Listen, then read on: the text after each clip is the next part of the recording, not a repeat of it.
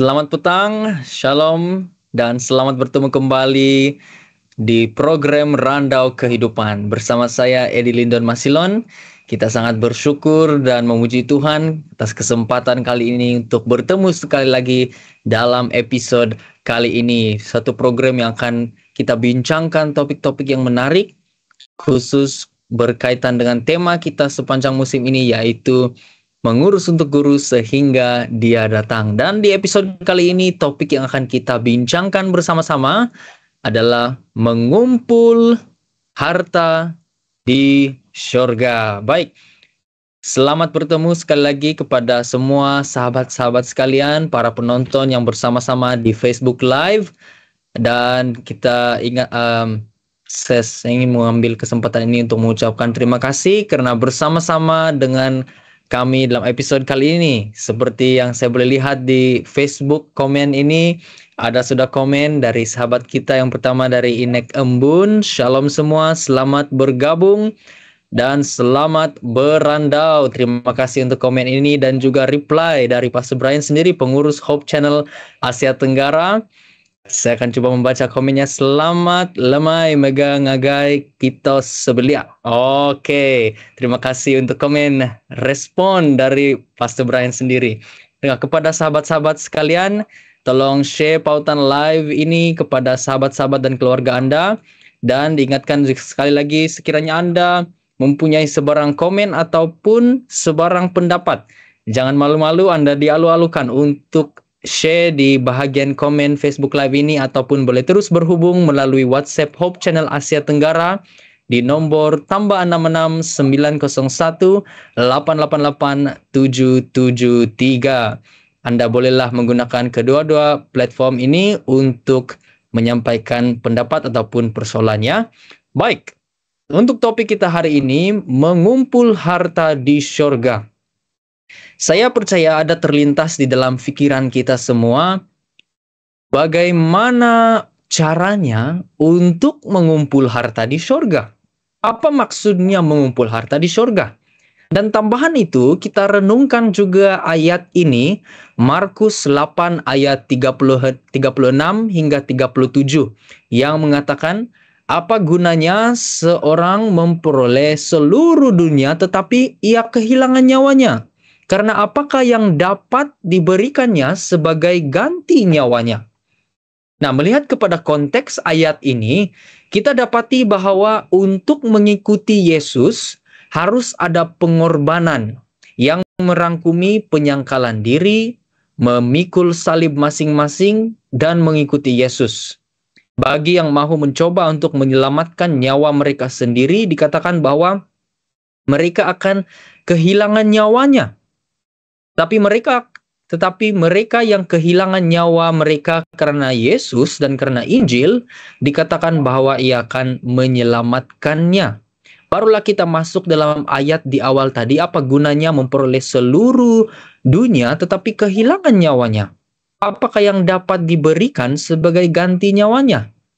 Nah, disinilah menarik ayat yang kita telah lihat sebentar tadi. Dan kita persoalkan juga ataupun terlintas di pikiran, apakah kaitan ini dengan mengumpul harta di surga? Sebab sebenarnya mengumpul harta di surga ini dari ayat yang lain, di bahagian Alkitab yang lain juga. Jadi apa kaitannya? Nah, sama-sama kita berandau dalam episode kali ini ya.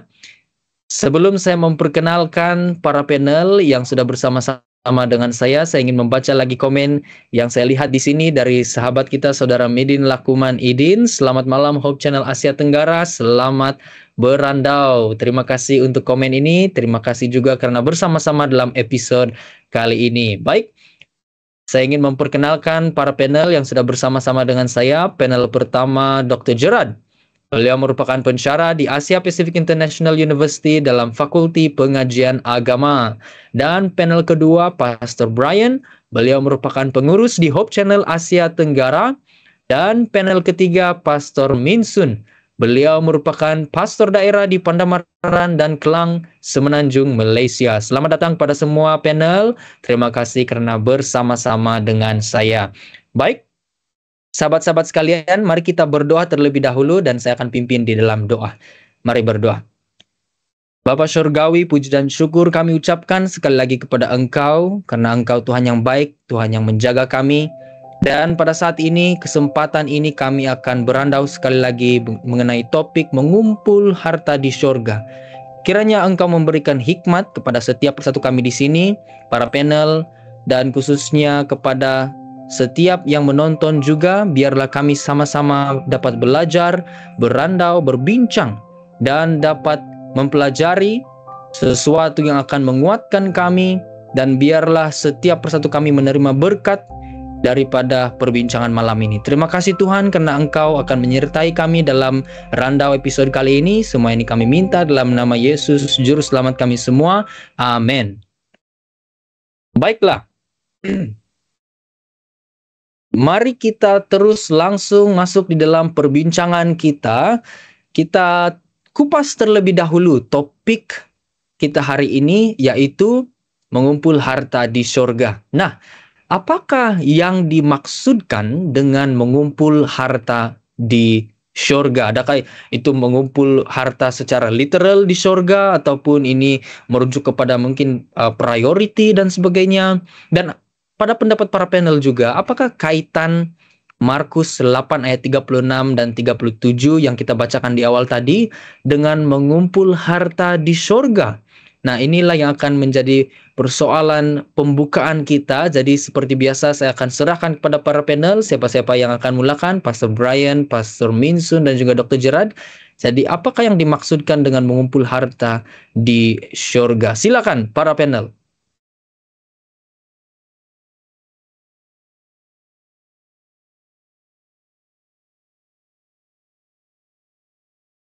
Ya, Adi, soalan yang menarik gitu.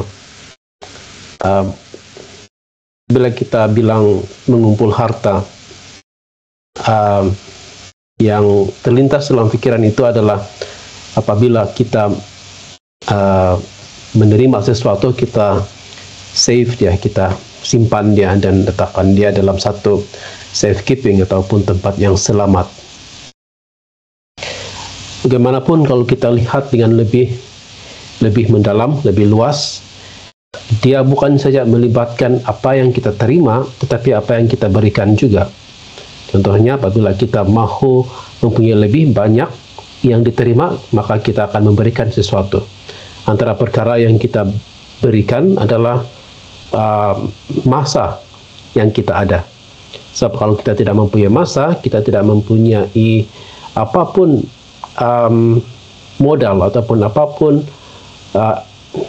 cara untuk melakukan sesuatu supaya kita boleh menambah harta kita. Satu lagi, kita menggunakan tenaga yang ada pada kita. Lagi, kita menggunakan skill yang kita ada. Dan semuanya ini memerlukan masa penggunaan, tata cara dan sebagainya. Semua yang kita ada pada hari ini. Jadi apabila kita mengumpul harta, kita menggunakan semua yang kita ada, dan bila kita sudah lakukan itu, maka kita akan menerima pulangan dia, maka kita akan menyimpan dia. Kadang-kadang kita mengambil risiko untuk menambah lagi harta yang kita ada. Dan itu juga dikatakan mengumpul harta. Dan kadang-kadang risiko itu tinggi, kadang-kadang risiko itu rendah. Dan di sanalah kita melihat apa maksudnya mengumpul harta. Kalau kita lihat dalam situasi mereka yang mau menambah kekayaan mereka ataupun harta mereka pada hari ini.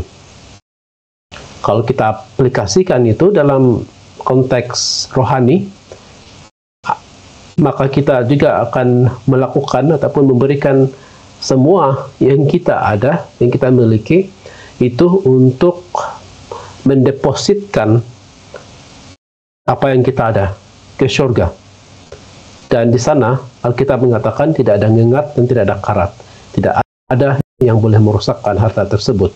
Padahal kalau di dunia ini kita banyak sekali yang boleh merusakkan. Ada pencuri, kemudian ada yang boleh merusakkan apapun itu, yang boleh merusakkan harta yang ada.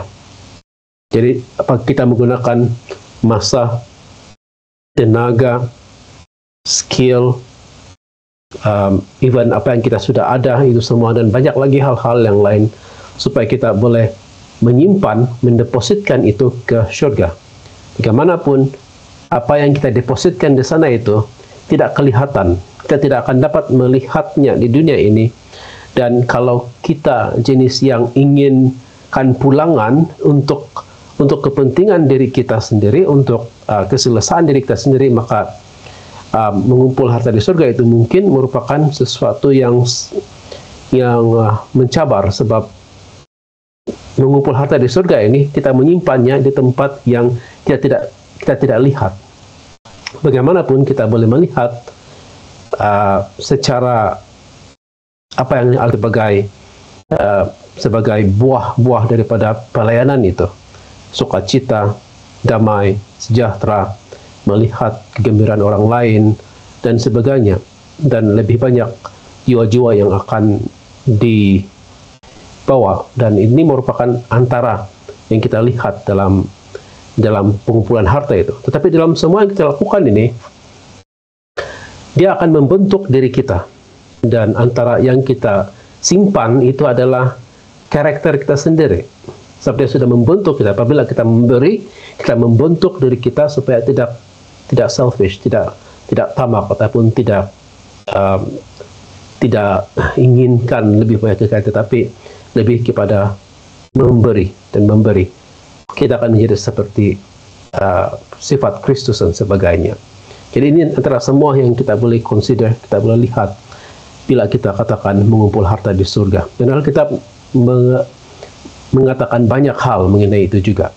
Itu sebab ayat yang kamu baca, ataupun kita baca tadi itu juga merupakan teks yang perlu diperhatikan dengan serius. Sebab kalau tidak ada pengorbanan dalam mengikut Yesus, maka pengumpulan harta di surga itu mungkin bukanlah sesuatu yang menarik bagi seorang Kristen. Tetapi kalau ini merupakan apa yang kita mau ikuti, maka mengumpul harta di surga itu merupakan antara hal yang diutamakan oleh seorang Kristen. Thank you. Ya, Saudara Adi, saya ingin memberi penekanan juga kepada Markus 8 ayat 36 dan 37 ini. Yesus memberikan satu kenyataan yang begitu berat, tegas, dan juga serius. Apa gunanya seorang memperoleh seluruh dunia, tetapi pada akhirnya dia kehilangan nyawanya. Jadi seolah-olah sekiranya kita menumpu untuk menikmati kejayaan yang besar, pulangan yang besar daripada dunia ini, ada kecenderungan kita untuk kehilangan keselamatan kita. Kita terlepas relationship ataupun perhubungan kita dengan Sang Juru Selamat. Karena kecenderungan potensi hati kita adalah untuk terus menikmati apa yang telah kita kumpulkan di dunia ini. Sehingga itu akan menyebabkan pendirian kita di atas kebenaran. Dan kalau kita baca konteks ayat ini, Markus 8 daripada ayat yang ke-35, 36, 37, dan 38, ada jawaban Yesus bagi soalan yang penting itu. Apakah yang dapat diberikannya sebagai ganti nyawanya? Kesetiaan, total komitmen kita, kesediaan kita untuk berkorban, mempertahankan Yesus. Ya, walau dimanapun kita berada, walau besar sekalipun tentangan kita, hebat sekali serangan daripada dunia ini, kita sanggup bergadai nyawa demi untuk keselamatan hidup kekal itu, untuk meninggi dan memuliakan Yesus. Ya, jadi itu sebabnya penekanan dan keutamaan kita itu harus diselaraskan dengan firman Tuhan, dengan apa yang benar, dengan apa yang Tuhan kehendaki dan rencanakan untuk kehidupan kita. Berbalik kepada persoalan mengumpulkan harta di dunia ini, ada beberapa sebab kenapa kita perlu mengumpul harta di dunia ini. Menurut pandangan kita secara manusia, harta yang kita kumpulkan itu memberi jaminan kepada kita untuk meneruskan kelangsungan hidup kita.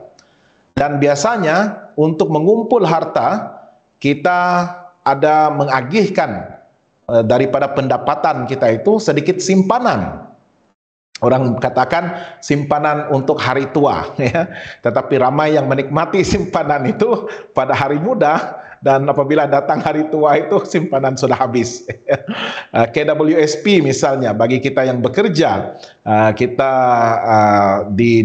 diwajibkan, ya, itu simpanan secara paksa dan baik sekali untuk menjamin kelangsungan hidup setelah kita bersara. Dan ada juga yang membuat pilihan untuk melabur di dalam saham, ataupun ada beberapa cara pelaburan yang lain, ya, selain daripada saham itu, yang pastinya akan memberikan dividen dan juga pulangan yang lebih besar apabila tamat tempoh pelaburan tersebut. Ya, jadi semua ini dengan satu tujuan, untuk menjamin kelangsungan hidup dan kebolehupayaan kita untuk berhadapan dengan situasi ataupun keadaan di mana kita sangat memerlukan, keadaan mendesak. Sekiranya ada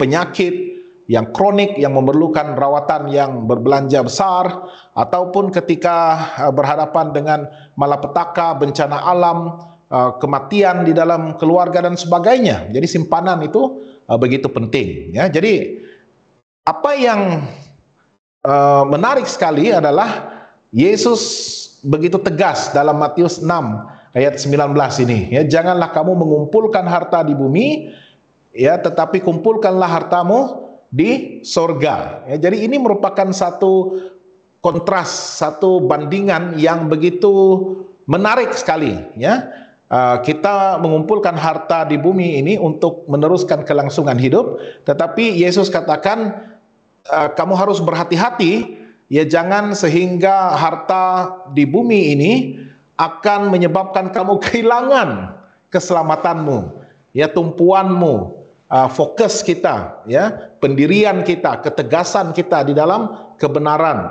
mempertahankan hubungan kita dengan Yesus Kristus. Ya, jadi dia mengatakan dalam ayat yang ke-21 Matius pasal yang ke-6, di mana hartamu berada, di situ juga hatimu berada. Ya, jadi itu yang saya percaya conclusionnya ataupun kesimpulannya. Apabila kita terlalu menumpu dan fokus hanya kepada kehidupan kita pada masa ini, di dunia ini, selagi kita masih hidup dan bernafas, maka kita sanggup untuk menggadaikan segala-galanya, termasuk kesehatan kita, termasuk masa kita, termasuk perhubungan kita dengan istri, dengan suami, dengan anak-anak kita. Ya, kita mempertaruhkan keluarga kita, ya, semata-mata untuk memastikan kita dapat memperoleh pulangan uang pendapatan yang lebih di muka bumi ini. Bahkan sanggup juga mempertaruhkan iman kita.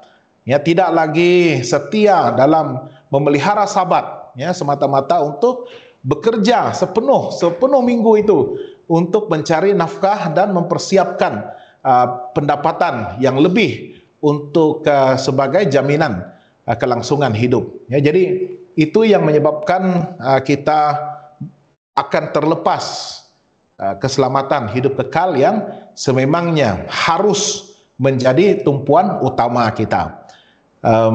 Bukan sahaja sekadar uang ringgit, tetapi apa yang penting di sini adalah untuk mengumpulkan harta di surga itu dia sangat menyeluruh. Tumpuan kita dalam dukungan kita terhadap pekerjaan Tuhan, bahkan persepuluhan dan persembahan yang telah kita kupas 2 minggu sebelum ini, dan begitu juga untuk bertumbuh dalam pribadi, dalam karakter kita, yaitu juga adalah satu pelaburan kita di sorga, ya, untuk berubah menjadi seperti Yesus dan melakukan segala sesuatu untuk memastikan kabar baik tentang rencana keselamatan yang Tuhan anugerahkan melalui Yesus Kristus itu dapat didengar, dapat menjangkau orang-orang di sekeliling kita. Itu memerlukan pengorbanan dari segi masa, tenaga, dan mungkin perbelanjaan kita. Ya, jadi ini adalah antara harta-harta rohani yang kita kumpulkan, ya, depositkan di sorga. Ya, jadi sangat menarik sekali sebenarnya untuk kita melihat secara menyeluruh bahwa harta yang disebutkan ini bukan semata-mata uang ringgit, tetapi begitu menyeluruh setiap aspek di dalam kehidupan kita. Apabila kita memberi tumpuan yang betul dan juga memberikan keutamaan yang tepat, di mana kita harus menyalurkan segala berkat dan anugerah yang kita terima kepada saluran yang betul. Iya, saya ingin menambah sedikit daripada apa yang kita sudah dengar dari pencerahan tadi. Ya, bila kita mengumpul harta di surga, bukan bermakna di surga itu belum lagi cukup harta. Dan harta yang dimaksudkan di sini bukanlah harta yang berbentuk literal, yang kita boleh pegang, kita boleh nampak dan sebagainya. Jadi, bila kita berbicara tentang mengumpul harta di surga, ada dua perkara yang timbul dalam pikiran saya, yaitu pertama, harta yang berunsur kebenaran mengenai keselamatan. Kita mencari pengetahuan tentang kebenaran kepada keselamatan. Dan kedua adalah karakter kita yang akan kita bawa ke surga. Jadi saya lihat ini ada dua harta yang kita akan bawa ke surga. Karena harta kita hari ini yang bersifat material, mungkin harta berbentuk duit, kereta sebagainya, kita tidak dibawa ke surga, tetapi karakter kita dan pengetahuan kita tentang keselamatan kepada surga, inilah yang akan kita asah, kita pertajamkan, kita perluaskan. Karena itulah yang kita akan bawa ke surga nanti. Dan bila kita berbicara tentang pengorbanan, Tuhan tidak menyuruh kita meninggal hal-hal yang baik. Yang Tuhan suruh adalah hal-hal yang boleh memisahkan kita dengan Tuhan. Tetapi hari ini saya mendengar orang akan berkata, kalau saya bukan SDA, saya sudah bekerja pada hari Sabat dan mendapat habuan yang lebih banyak. Seolah-olah menjadi SDA ini ataupun menjadi pengikut tarekat 7 ini yang tidak bekerja pada hari Sabat merupakan satu beban. Karena memikir-mikirkan tentang, oh kalau saya bukan SDA, saya akan bekerja itu dan ini dan akan pendapatan saya seperti ini. Jadi kalau saya lihat hal ini dan kita akan membebankan pikiran kita, kalau bukan sebab saya SDA, artinya dia sudah menyalakan perhentian ini, menyebabkan dia tidak dapat kelimpahan di dalam kehidupannya. Jadi perkara ini saya pikir harus kita kikiskan dari pikiran kita. Anggaplah apa yang kita dapatkan hari ini merupakan satu keuntungan yang mungkin tidak menyemai pendapatan orang lain, tetapi kita ada satu keistimewaan, satu pencapaian yang istimewa. Mungkin kalau kita anggap ini sebagai satu pengorbanan, ya satu pengorbanan yang indah dan manis, yang di masa depan kita akan meraih satu ganjaran yang lebih besar daripada apa yang kita dapat di dunia. Baik, terima kasih para panel untuk pencerahan sebentar tadi. Sementara para panel memberikan ulasan-ulasan, kita mendapat banyak salam dan juga komen di ruangan Facebook Live dari sahabat-sahabat kita. Saya ingin membaca komen-komen tersebut. Yang pertama dari Elisus Bana yang mengatakan amin. Terima kasih untuk komen ini. Dan juga dari Jebit Jeff, shalom semua. Shalom juga, terima kasih karena bersama-sama dalam episode kali ini. Dan dari Linda Heri Ranip, selamat malam dan selamat berandau semua. Selamat malam dan selamat berandau juga. Dan juga komen dari Nancy Juai, selamat malam dan selamat berandau kepada semua umat yang mengikuti program ini. Terima kasih untuk komennya.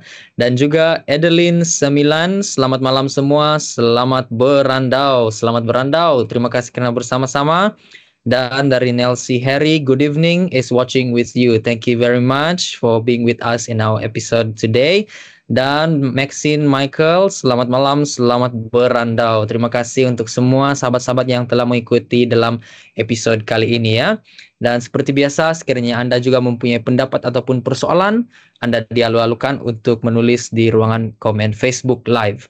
Baik, terima kasih untuk komen, maksud saya untuk pencerahan dari para panel sebentar tadi. Kita telah mendengar, sementara saya mendengar ulasan sebentar tadi, saya mendapati, mengumpul harta di surga artinya adalah priority, sebab seperti mana yang dikatakan tadi, di mana hartamu berada, disitulah hatimu berada juga. Maksudnya, sekiranya kita berpandangan kepada surga ataupun fokus kepada surga, maka hati kita itu di sana. Semua yang lain akan di belakang, karena yang tujuan untuk pelayanan Tuhan, untuk surga itu yang menjadi utama. Dan saya dapati juga apabila apapun usaha kita di dunia ini sebagai pengurus Tuhan ya, sekiranya perbuatan itu mempertaruhkan iman demi mendapatkan nafkah lebih, untuk mendapat jaminan kesinambungan hidup, di sana harus kita berhati-hati, sebab seperti mana yang telah kita sentuh juga tadi, Markus 8 ayat 36 hingga 37, apa gunanya memperoleh seluruh dunia tetapi kehilangan nyawanya. Dan dari konteks itu saya boleh katakan maksudnya di sana adalah apa gunanya memperoleh semua kekayaan dunia tetapi kehilangan kehidupan kekal. At the end akan menjadi meaningless juga, itu yang saya dapatilah. Dan dari perkongsian para panel juga, seperti yang dikatakan tadi, aplikasi rohaninya adalah memberi juga merupakan salah satu cara untuk mengumpul harta di surga, dan kita berikan apa yang kita ada untuk deposit ke surga. Namun apabila deposit ke surga ini, itu sesuatu yang kita tidak akan dapat lihat pada saat ini. Jadi bagi mereka yang mahu melihat pulangan, mungkin di sini merupakan sesuatu yang sukar untuk lakukan, untuk mengumpul harta di surga. Oh, tidak nampak dan sebagainya. Jadi arti kata lain, usaha kita untuk mengikuti Yesus dan juga untuk mengumpul harta di surga itu memerlukan iman dan kesabaran. Jadi iman dan kesabaran itu penting dalam usaha kita mengumpul harta di surga dan juga untuk mengikuti Yesus. Nah, saya ingin kongsikan kepada semua para panel dan juga sahabat-sahabat yang di Facebook Live satu petikan di dalam Patriarchs and Prophet, muka surat 687, dalam bahasa Inggris lah yang ini, tetapi saya terjemahkan dalam bahasa Melayu, yang mengatakan, ramai menjadi gelisah ataupun restless apabila mereka tidak mengetahui kesudahan yang pasti. Mereka tidak tahan dengan ketidakpastian, dan dalam ketidaksabaran mereka enggan menunggu untuk melihat keselamatan Tuhan. Nah, seperti yang kita katakan tadi, melabur tetapi tidak dapat melihat, maka ada itu ketidakpastian ataupun uncertainty, dan tidak sabar sebab mau melihat pulangan dan sebagainya. Oh, saya mau pasti, saya mau melihat result sekarang. Nah, tidak sabar, maka ramai menjadi gelisah ataupun restless. Kepada para panel, pada pendapat para panel, mengapakah sukar bagi ramai orang untuk sabar menanti keselamatan Tuhan? Adakah ini disebabkan mungkin sudah terbiasa dengan instant gratification ataupun skim cepat kaya dan sebagainya, yang set mindset itu untuk mau yang instant, mau cepat result dia. Apa pendapat para panel mengenai hal ini? Iya, sering kita mendengar soalan seperti ini, mengapa Tuhan belum datang lagi? Saya sudah lama menunggu. Inilah satu persoalan yang biasa kita dengar hari ini. Dan kenapa kita mendengar soalan-soalan seperti ini? Karena hari ini kita selalu memfokuskan kepada bila kedatangan Tuhan.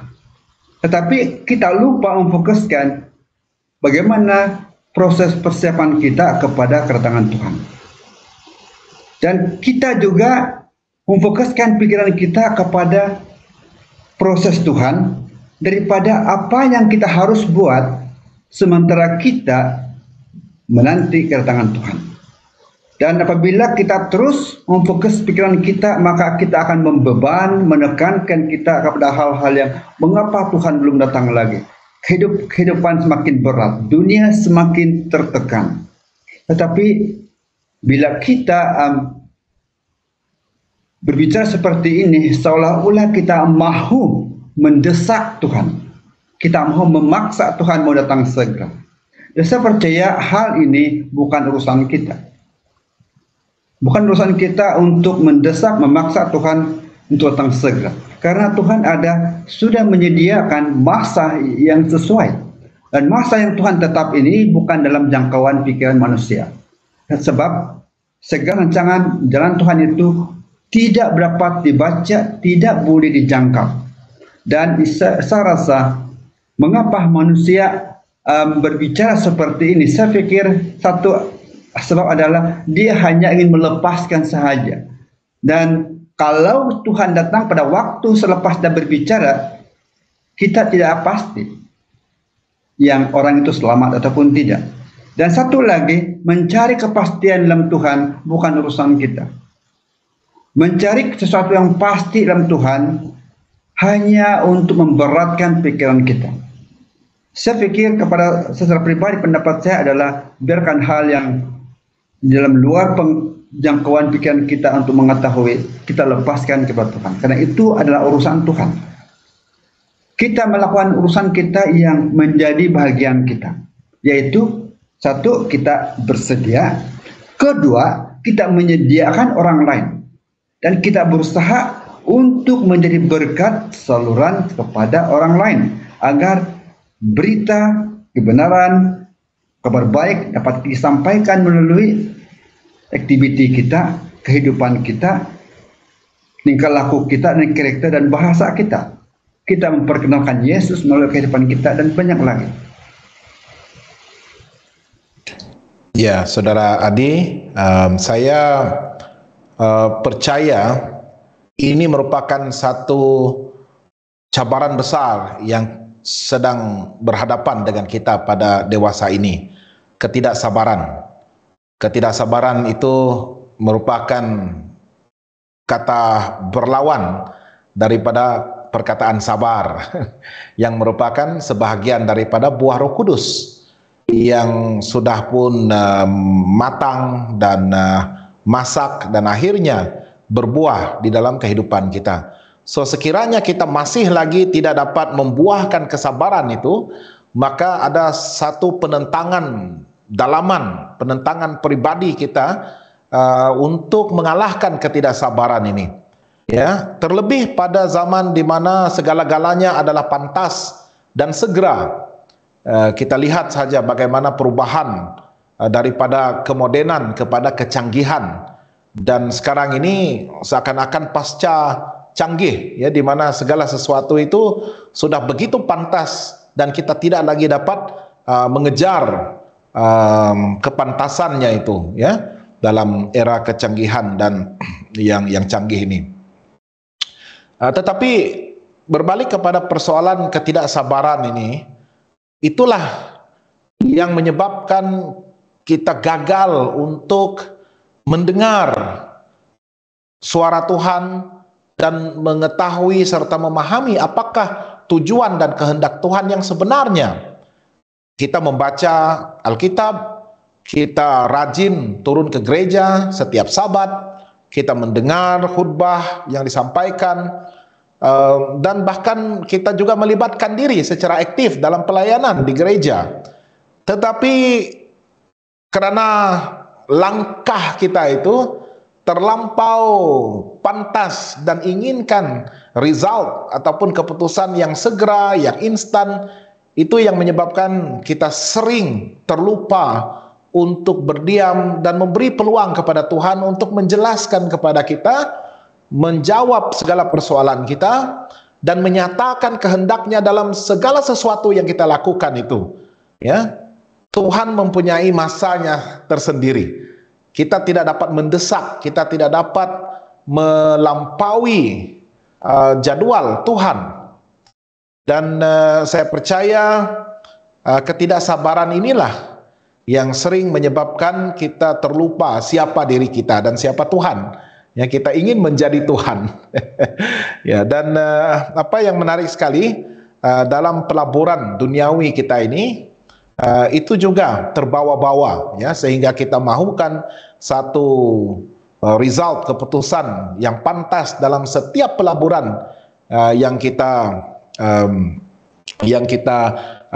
lakukan. uh, apabila saya bertanya kepada rakan-rakan, kenalan-kenalan yang sangat suka untuk melabur di di tempat-tempat pelaburan yang pantas seperti Toto 4 digit dan sebagainya, lotre, ya, apa yang mereka sering nyatakan ataupun jawab adalah saya mau pelaburan yang pantas, ya. Melabur hari ini dapat resultnya malam ini, petang ini, ya. Kalau strike, saya untung berlipat-lipat ganda, ya. Jadi itulah antara cara pelaburan pantas yang sudah diambil oleh ramai orang karena mereka mahukan pendapatan yang pantas, pulangan yang pantas itu. Dan dalam segala bentuk pelaburan itu kita tidak sabar menunggu, ya. Karena itu adalah sesuatu yang kita telah usahakan dan luangkan terlebih waktu untuk mengumpulkan, ya, melabur dan sebagainya, sehingga kita mau melihat pulangannya itu dengan segera. Tetapi di dalam konteks kerohanian ini kita perlu bersabar, ya, mendidik diri sendiri untuk bersabar dan berusaha untuk mengikuti langkah Kristus dan juga cara Tuhan bekerja di dalam hidup kita. Ya, kita serahkan segala sesuatu itu kepada Tuhan, kita lakukan yang terbaik, kita berikan sebanyak yang kita mampu, ya, untuk mendukung pekerjaan Tuhan, mempersiapkan diri kita, keluarga kita, memastikan bahwa kita bersiap dalam segala hal. Apabila Yesus datang pada bila-bila masa, kita bersedia untuk menerima dan meraihkan kedatangannya itu. Ya, tetapi pada masa yang sama belajar untuk bersabar. Ini merupakan tantangan yang hebat karena kita berperang dengan diri kita sendiri. Ya, dan diri sendiri inilah musuh utama yang sangat sukar dikalahkan. Sekiranya Roh Kudus tidak memperkasakan kita, Roh Kudus tidak menguasai hati dan minda kita, dan Roh Kudus gagal untuk melembutkan hati kita yang membeku lebih keras daripada batu itu, ya. Jadi itu memerlukan satu tekad, satu semangat, satu ketetapan untuk berubah dan menjadi sabar. Terima kasih para panel. Ada tambahan dari Dr. Gerard?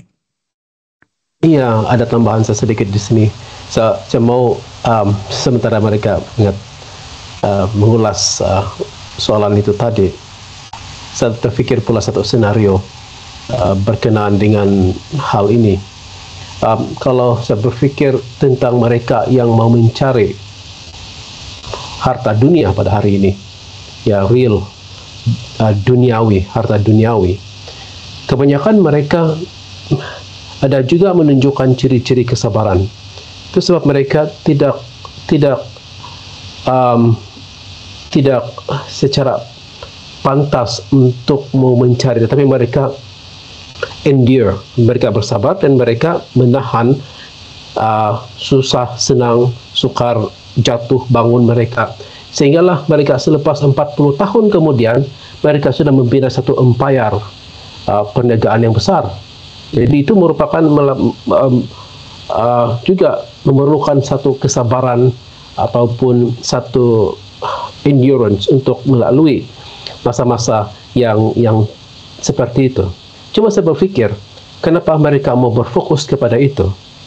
Sebab kalau mereka mau berfokus untuk mengumpul harta supaya generasi seterusnya, generasi kedua, ketiga, keempat, kelima, keenam masih lagi mempunyai kelangsungan hidup, lalu saya mau mencari itu, maka di sanalah saya pikir ada unsur-unsur di mana saya tidak tahu masa depan. Saya takut dengan risiko masa depan, sebab saya mengumpul harta pada hari ini dengan bersabar, tetapi saya tidak tahu apa yang berlaku esok. Saya tidak tahu bagaimana untuk meninggalkan sesuatu untuk kelangsungan hidup generasi seterusnya. Mereka mencari harta dan mencari sehinggalah mereka lupa untuk menggunakan masa mereka mencari yang lebih besar, lebih utama, kerohanian mereka. Dan di sana saya pikir, iya, mereka juga sabar. cuma mereka tidak mempunyai iman. Sebab bila kita mempunyai iman, campurin kesabaran, maka iman itu akan mendorong ataupun mengarahkan kita kepada mencari hal-hal yang lebih utama, yaitu Kristus. Walaupun masa hadapan itu tidak diketahui, seperti kita lihat yang Yesus katakan, kenapa kamu risau akan hari esok? Hari esok mempunyai masalahnya tersendiri.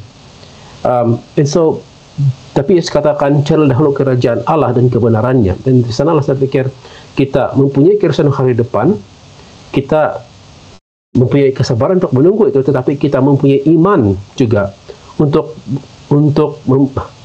meletakkan apa yang kita tidak tahu di tangan Tuhan, supaya kita masih boleh juga melalui, dan kita boleh menunggu yang lebih baik di sana.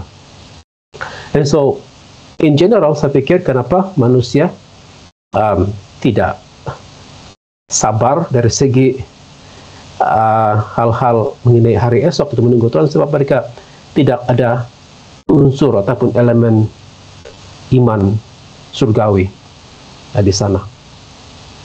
So, saya pikir sanalah kita perlu lihat bagaimana iman ini boleh juga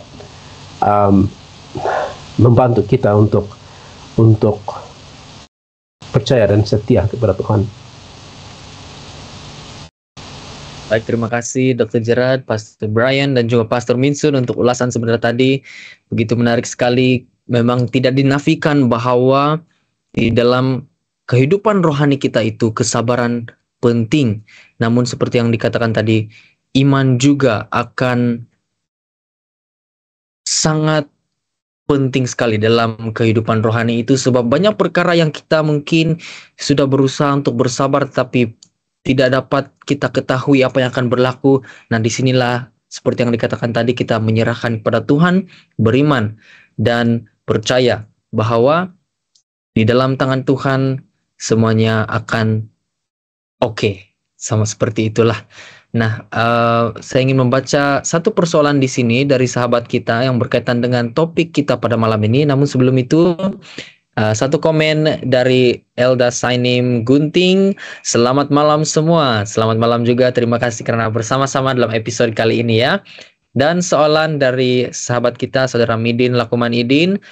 Apakah hubung kait dengan mengumpul harta di sorga dengan kehidupan dan keputusan Lot yang tidak baik ataupun keputusannya yang buruk itu? Nah, jadi kita tahu keputusan Lot di sini adalah apabila disuruh memilih, dia itu membuat pilihan untuk pergi ke kota, memilih jalan yang lain. Jadi ini dianggap sebagai keputusan yang tidak baik. Jadi apakah kaitan mengumpul harta di surga dengan kehidupan dan keputusan Lot yang tidak baik ataupun keputusan Lot yang buruk? Oke, terima kasih untuk soalan ini ya. Baik, saya persilakan kepada para panel. Silakan para panel. Ya, Pendeta Adi, keputusan Lot itu merupakan satu keputusan yang sangat pantas dan ianya memakan dirinya sendiri. Ya, sehingga kita lihat pada masa hadapan itu, di mana oleh karena keputusan tersebut dia hampir kehilangan keselamatannya keseluruhan, ya. Tetapi syukur di atas kasih karunia Tuhan dan juga campur tangan daripada Abraham, ya, untuk merayu dan pada waktu itu kita lihat bagaimana Lot dan keluarganya diselamatkan kecuali istrinya. Ya, dan istrinya juga, ya, kita tahu kenapa dia kehilangan nyawanya, karena dia menyimpan hartanya itu di kota Sodom itu, ya, sehingga apabila hampir sudah menamatkan lariannya itu, hampir sudah, ya, ke garisan penamat, dia tidak dapat menahan diri untuk melihat, untuk berbalik kepada harta dunia yang dikumpulkannya di kota Sodom itu, dan akhirnya dia binasa bersama-sama dengan Sodom. Tetapi kalau kita lihat dalam Kejadian pasal yang ke-13 itu, saya masih tertanya-tanya. Ya, karena pasal yang ke-13 ayat 2 dan ayat 5 masing-masing memberikan kita keterangan tentang Abraham yang sangat kaya, banyak ternak, perak dan emasnya, dan ayat 5 kalau kita lihat juga Lot, ya, bersama-sama dengan Abraham, yang ikut bersama dengan Abraham mempunyai domba dan lembu dan kemah. Jadi berkat Tuhan itu cukup adil ya, kepada Abraham sebagai yang senior dan juga Lot. Tetapi apabila kita melihat kejayaan kedua-dua itu, sehingga mereka tidak dapat lagi tinggal dalam satu kemah, ya, dan hamba-hamba mereka bertengkar, sehingga itu menimbulkan satu ketegangan di antara perhubungan dua anak beranak ini, ya, boleh kita sebutkan sebagai anak beranak ini, ya, sehingga Abraham dengan rendah hati memberikan laluan kepada Lot untuk memilih terlebih dahulu, dan pandangannya dalam ayat yang ke-10 hingga 12 dia memandang ke seluruh lembah Yordan seperti taman Tuhan, seperti tanah Mesir sampai ke Zoar, dan apabila dia memilih lembah Yordan itu, dia berangkat ke sebelah timur, mereka berpisah. Abraham memilih apa yang tertinggal untuk menetap di Kanaan, tetapi Lot menetap di kota-kota lembah Yordan dan berkemah di dekat Sodom. Ya, jadi di sanalah dia mendirikan empire-nya, ya, dan tinggal di sana, dan akhirnya dia harus mengikuti budaya dan juga tension ataupun tekanan yang diberikan oleh orang-orang di Sodom itu, ya. Jadi apapun inilah kaitannya, ya, saudara Elda Midin, ya, apabila kita melihat inilah kaitannya, ya, karena tidak puas dengan apa yang kita sudah miliki dan apabila diberikan peluang untuk mendapatkan lebih, maka kita memilih untuk mendapatkan lebih, dan akhirnya kita akan lakukan segala-galanya untuk mendapatkan yang lebih itu, sehingga kita lupa siapa diri kita, lupa identiti kita, lupa budaya kita, lupa agama kita, kita lupakan iman kita lupakan Yesus, ya, dan akhirnya kita akan kehilangan segala-galanya seperti yang disebutkan oleh ayat tadi, ya. Jadi itu sebabnya penting untuk kita membuat ketetapan apa yang penting, apa yang utama, di manakah kita harus memberi tumpuan kepada pelaburan jangka panjang kita, pelaburan rohani kita, bukan semata-mata uang ringgit, ya, tetapi yang penting pendirian kita, ketegasan kita, iman, keyakinan kita kepada apa yang kita percaya sebagai kebenaran selama ini, pertahankan sehingga kedatangan Yesus yang kedua kali. Jangan sehingga kita seperti Lot, kita kehilangan. Dan bagi Lot, dia kehilangan istrinya dan dia kehilangan seluruh hartanya di kota Sodom itu. Ya, Lot memang orang yang bijak. Dia tidak sia-siakan kesempatan untuk memilih. Dia memilih sesuatu yang baik untuk dia dan keluarganya. Dan di situ kita lihat juga bila malaikat dan Abraham sedang bertemu ramah, yang berbicara. Kalau ada 50, ada 30, ada dan sampai ke jumlah yang terakhir tidak ada. Artinya Lot tidak membawa pengaruh baik yang menyebar di Sodom dan Gomora. Dia hanya sibuk memperkayakan dirinya, tetapi dia tidak menjadikan dirinya untuk menyatakan kabar baik dari Tuhan untuk kota itu. Memang dia kaya di sana, dan memang dari jutawan kalau hari ini, namun dia tidak memberi pengaruh yang baik. Sebab kalau kita lihat perangai-perangai waktu malaikat itu datang, mereka mahu memperkosakan lelaki. lelaki dengan lelaki. Artinya satu kejahatan yang di luar norma kita katakan. Artinya moral kota ini sangat rendah. Dan barangkali Lot pada mulanya mungkin tidak menjangka situasi ini. Namun apa yang kita lihat di sini adalah kita berada di satu tempat, tetapi kita telah sibuk dengan pekerjaan dan kita bukan saja kita tidak menyebarkan pengaruh baik, dan mungkin kita sendiri kehilangan pengaruh baik dari surga karena kita berada di kota yang sibuk, dan kesibukan ini membunuh masa kita bersama dengan Tuhan.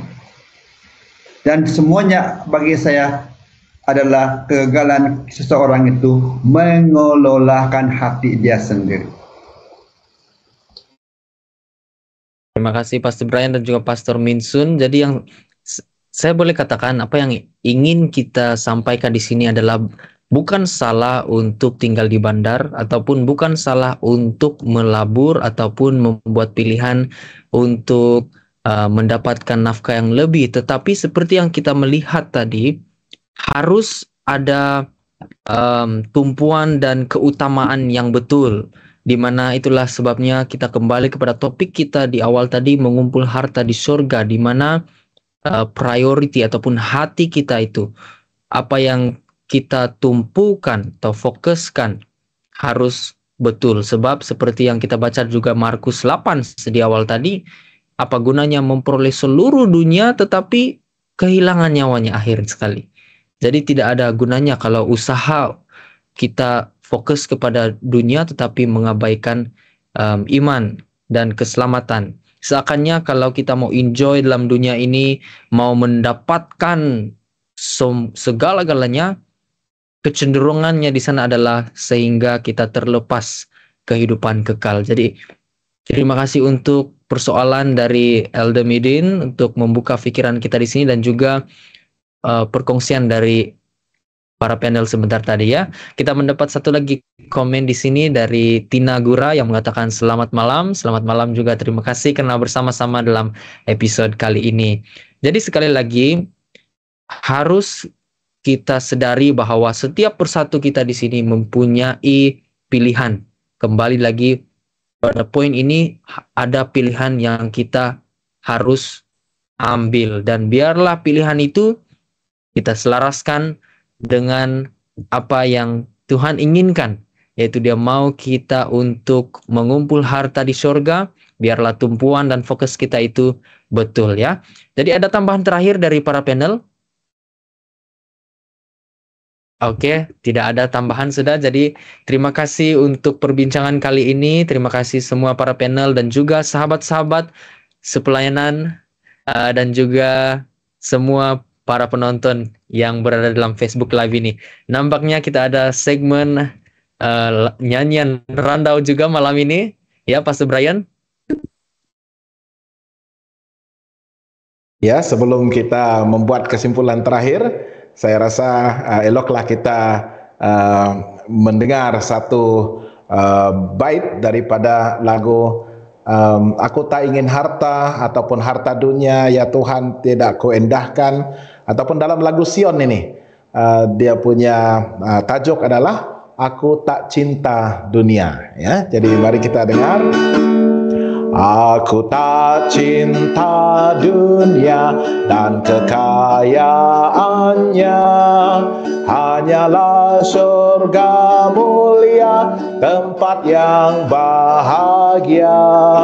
Oh, adakah tertulis namaku di sana dalam kitab Al-Hayat?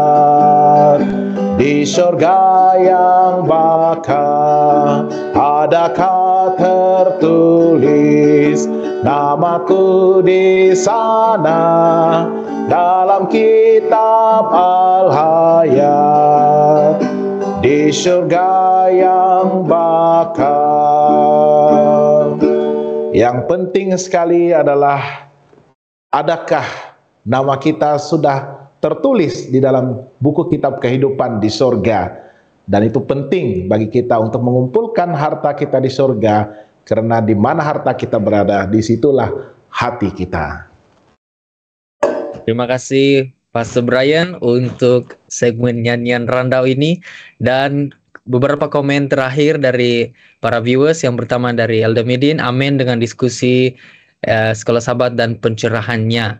Amin, terima kasih untuk persoalannya juga. Dan satu lagi komen dari sahabat kita, Saudara Maxine Michael, saya tidak menyalahkan Yakub, namun kalau Yakub tegap pada imannya, dia bisa mengendahkan kata-kata ibunya Ribka. Bayangkan kita lemah, mungkin kita lebih jauh sesat dari Yakub. Terima kasih untuk tambahan komen ini yang menyentuh kepada cerita Yakub. Dan juga komen dari Nelsie Harry, terima kasih untuk emoji, dan juga dari Tina Gura, blessed dikatakan, terima kasih ya. Dan beberapa komen lagi dari Elisus Bana, ada seorang pemuda meminta bahagian harta dari bapa mereka, kemudian hidup berfoya-foya dan menghabiskannya hartanya. Soalannya, anak tidak kumpul harta, tetapi dia dapat harta dari ibu bapa. Boleh jelaskan? Oh, ini persoalan. Oke. Ada persoalan di sini dari Elisus Bana. Ada seorang pemuda meminta bahagian harta dari bapa mereka, kemudian hidup berfoya-foya dan menghabiskannya hartanya. Soalannya, anak tidak kumpul harta, tapi dia dapat harta dari ibu bapa. Boleh jelaskan? Oke. Mungkin ada respon secara ringkas, siapa yang salah di sini? Bapak dia kah? Anak dia? Anak dia tidak kumpul harta, tapi dia mewarisi harta. Kita tidak tahu siapa yang bersalah di sana. Tidak ada konteks ataupun tidak ada gambaran yang lebih luas. Tapi kalau kita lihat cerita yang sama dalam Lukas 15, di mana anak yang hilang itu mendapat bahagian daripada bapaknya. Kalau kita kaitkan dia yang itu, maka saya pikir pengelolaan ataupun pengurusan apa yang dia ada itu yang harus kita perhatikan ataupun perjelaskan. Sebab di sini anak itu mempunyai harta, itu merupakan sesuatu yang sudah menjadi bagaimana sebut ini, sesuatu yang boleh memberikan dia satu foundation untuk melangsungkan hidup dan juga memperkembangkan apa yang dia sudah ada talenta ataupun sudah ada modalnya di sana, tetapi dia tidak mengurus itu dengan baik.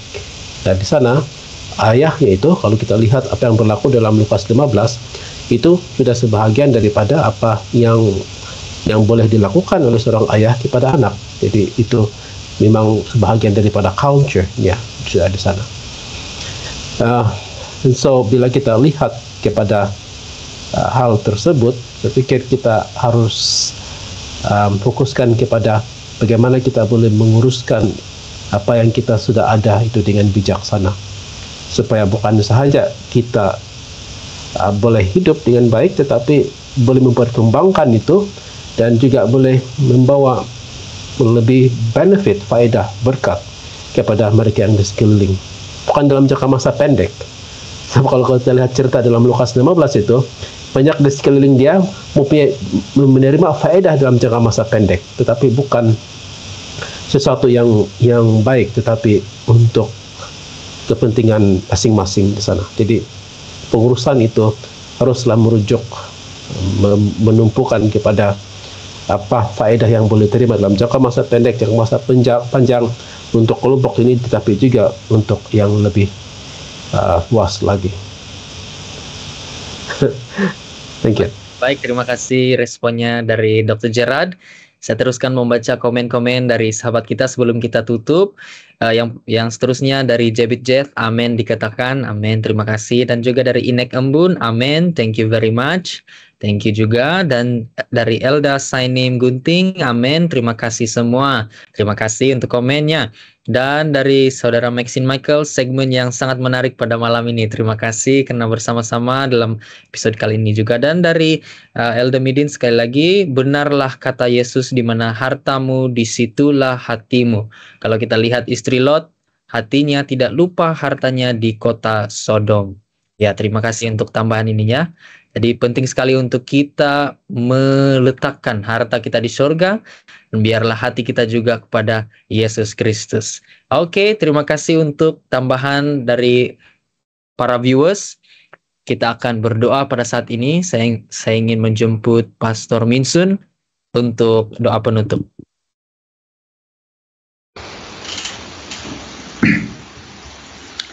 Tuhan yang maha besar dan bertakhta di dalam surga, terima kasih Tuhan atas kesempatan kami bertukar-tukar pikiran mengenai tajuk pada minggu ini. Tuhan, terima kasih karena Engkau memberikan kami kebijaksanaan untuk mengurus hati kami, agar kami tidak fokus kepada harta yang kami miliki, tetapi kami masih fokus kepada kebenaran, keselamatan, dan hal-hal rohani yang lain yang mengangkat Tuhan dalam kehidupan kami. Dan sekiranya kami mempunyai harta-harta yang kami miliki di dunia ini, biarlah harta itu hanya bersifat sementara yang membantu kami menjalani hidup kami di dunia hari ini. Dan kami tidak menjadikan harta itu sebagai pengalas kehidupan kami yang menyebabkan kami jauh dari Tuhan. Bapa di surga, terima kasih Engkau sudah memberkati para penonton yang setia mengikuti rancangan ini, dan biarlah mereka mendapat faedah yang membantu mereka mengetahui hal-hal yang mereka bertumbuh di dalam kebenaran. Bapa di surga, terima kasih karena Engkau sudah menyertai kami dan memberkati kami dengan sangat istimewa sekali. Kami menyerahkan doa kami dalam nama Yesus Kristus. Amin. Amin. Terima kasih Pastor Minsun. Baiklah, sahabat-sahabat sekalian, saudara dan saudari, tidak sia-sia mengikuti Yesus. Oleh itu, marilah kita mengumpul harta di surga bersama-sama. Sekali lagi, saya ingin mengucapkan terima kasih kepada semua saudara dan saudari yang telah mengikuti dalam episode kali ini. Biarlah kita terus melakukan yang terbaik untuk mengumpul harta di surga. Apapun, kita akan berjumpa lagi di minggu hadapan, episode Randau Kehidupan yang baru. Minggu hadapan hari Kamis pukul 8 malam masa Malaysia di Facebook Hope Channel Asia Tenggara. Selamat malam kepada kita semua. Tuhan memberkati.